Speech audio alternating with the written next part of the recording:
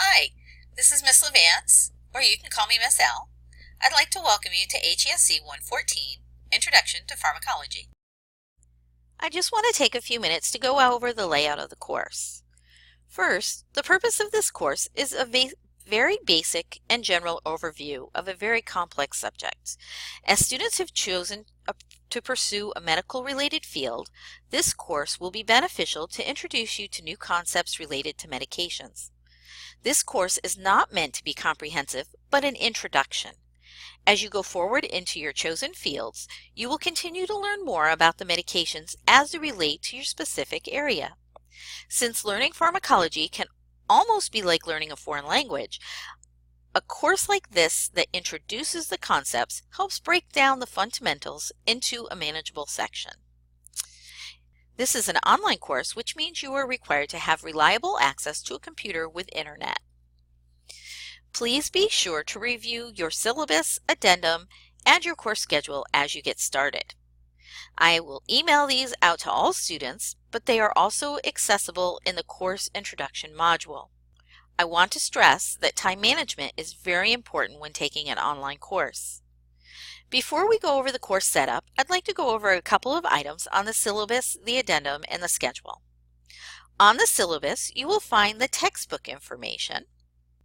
This includes the ISBN. You can purchase your textbook through the bookstore. Options for textbooks may include purchase, rental, or ebook, depending on where you acquire your textbook. You will need the textbook. Also on the syllabus is the course grading scale. This course is graded on points, not percentages. When you complete the work, you receive your points. If you don't do the work, you don't get any points. If you look at the grading scale, it shows that you can earn up to 1,800 points. However, if you look at the grading scale, the top points needed is 1,650. For lack of a better way to explain it, this means that there are 150 extra points. I do not do bonus work, I do not reopen work, and I do not extend deadlines.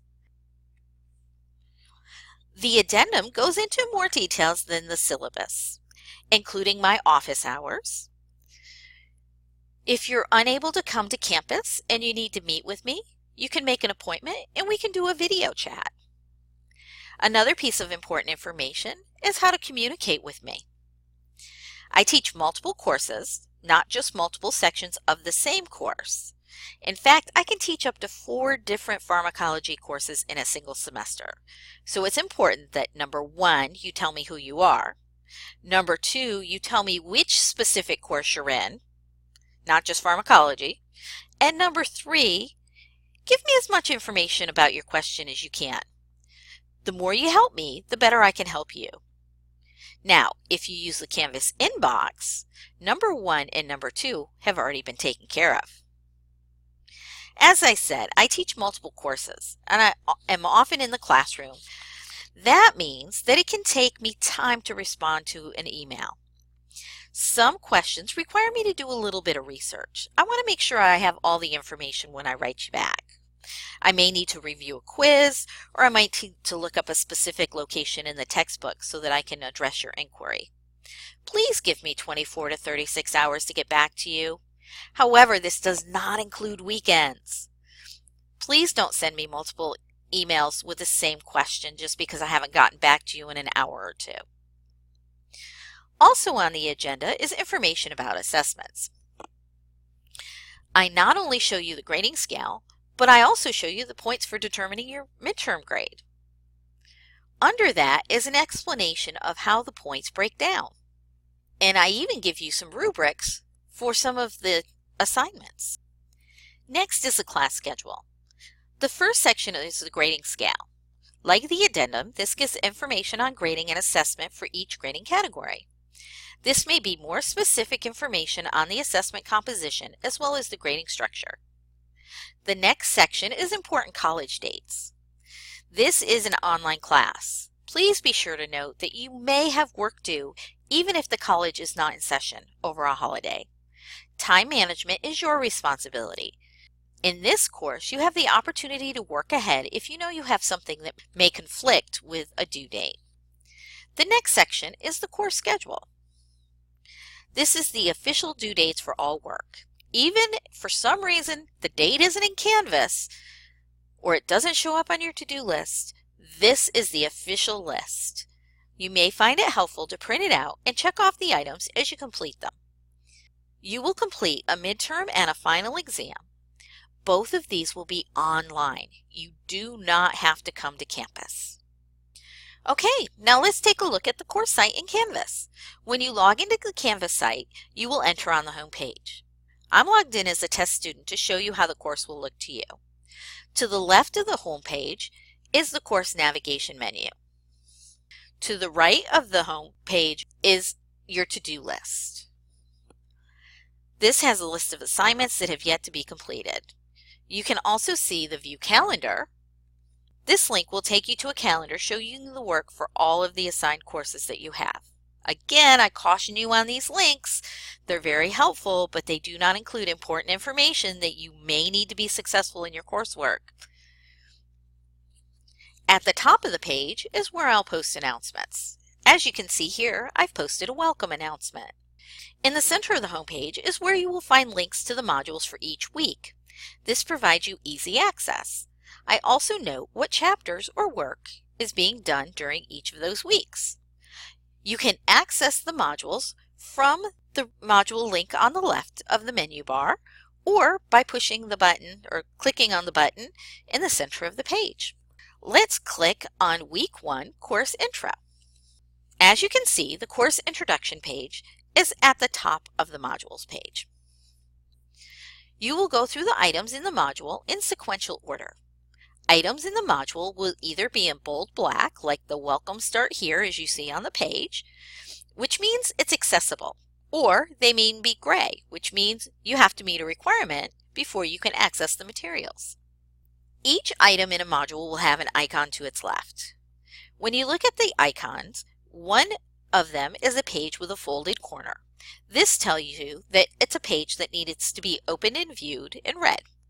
Some icons include paper clips. This is a downloadable file. I post all downloadable files as PDFs, as most devices have the capability to read this type of file. If you open the file, you'll have the option of viewing it in Canvas, or you can download the file by clicking on the file link. Assignments will either have a rocket or a paper and a pencil. Talk bubbles are a discussion board. A talk bubble icon may also be found in your gradebook. In the gradebook, it means that there's comments. I'll talk more about that in a minute. Now, I want to state again the importance of reviewing your course schedule. This is the official list of dates the materials are due, even if they do not appear on your to-do or your coming up ribbons on your calendar. Now, once you've viewed your documents in the course introduction module, you will need to complete an online course agreement. You must complete the agreement to access any of the content materials. If you attempt to access work through the to-do link and you haven't worked through the module in order, you will get a message telling you that there is a prerequisite that needs to be completed, as I'm showing you here. And it lists anything you need to complete. Now, if at any time you get a screen that tells you it's unauthorized, or if it says it's not accessible, and it has something that you should be able to access, please message me and let me know. This means that I've missed publishing something into the module. Once you've completed the online course agreement, you're ready to get started with the course content. For this course, there's no reason to delay starting in the chapter work. I know not everyone has a textbook at the start of the semester, so I provide you copies of the first 4 chapters of the textbook in a PDF format. The modules are broken down by weeks. Each module is also further broken down by chapter, and each chapter has 2 sections, a study aids section and an assignment and quizzes section. For the first 4 chapters, the study aids include the access to those textbook chapters, and chapter 7 through 25 will include study aids, including a drug list. Now, in the study aids section, there are notes. These notes are in a worksheet style and cover important content. You don't need to turn those notes in. Those are your study guides. The chapter worksheet is part of an interactive assignment. You may find it beneficial to print out this worksheet so that you can complete the questions. Later, the questions will need to be entered into Canvas. This is not a quiz, but basically an open book assignment, which can also be used as a study guide. In the assignment section, there are going to be two types of assignments. There's a worksheet assignment, which is related back to that worksheet that you printed out, but you're going to enter your answers into that Canvas assignment to get your credit. There's also a chapter assignment. Chapter assignments have 20 questions. These questions come from the reading and the notes. This is also an open book assignment if you want to think of it that way. You can look up the answers. It's okay. This is also a study aid and a study guide for when you're reviewing. Now, the last item is the chapter quiz. This is not an open book. This is a quiz. This is assessment of what you've learned from the chapter. Each quiz is 20 questions. These questions are selected randomly from a question bank. You can attempt the quiz 3 times and I'll keep your highest score. It's beneficial to take the quiz as many times as possible so that you can see different questions. You'll also get to see correct responses and feedback after each attempt. Just a reminder, if you miss a deadline, I do not reopen or extend deadlines. Now let's talk about the gradebook. In the gradebook, there are 4 columns with a title: name, due date, score, out of. Now, if you see a talk bubble next to an assignment, that means there's a comment. You can click on the talk bubble to see the comments. If you click on the assignment, which is highlighted in blue, you can review the assignment as well as any comments. At the bottom of the page is a running total of items submitted. Remember that grades are determined by the total number of points that you have completed. One last thing before I end the video is how to communicate with me. Again, remember, use that Canvas inbox.